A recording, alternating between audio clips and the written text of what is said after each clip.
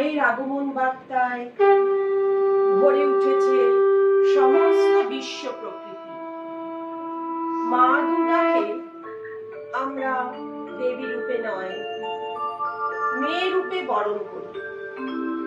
সেই মেয়ে আসছে ঘরে, পাহাড় জঙ্গল নদী পেরিয়ে মেয়ে আসছে। সব অশান্তিকে আড়াল করতে মেয়ে আসছে।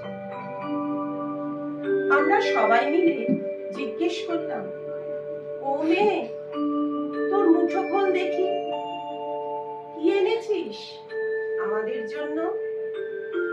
মেয়ে মুঠো খুলে দিল। আমরা দেখলাম সে হাতের মুঠোয় ভরা আলো। ওই এক মুঠো আলোই আমাদের মা দুর্গা।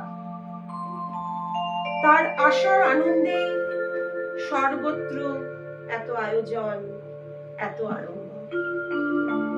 তাকে শরতের শিউলি ফুলের গন্ধ মাখা অভিবাদন জানাই।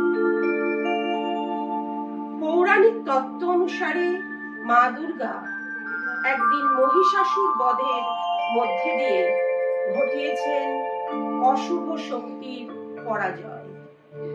পৃথিবীতে আজও চলেছে অশুভ শক্তির বিরুদ্ধে সংগ্রাম।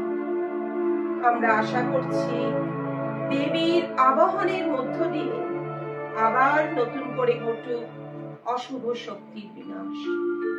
জয় হোক শুভ শক্তির। দুঃখ পরাজয় ভুলে মেতে উঠি দেবীর আরাধনায়। আনন্দমুখর হয়ে উঠুক ধরণী, এই কামনা।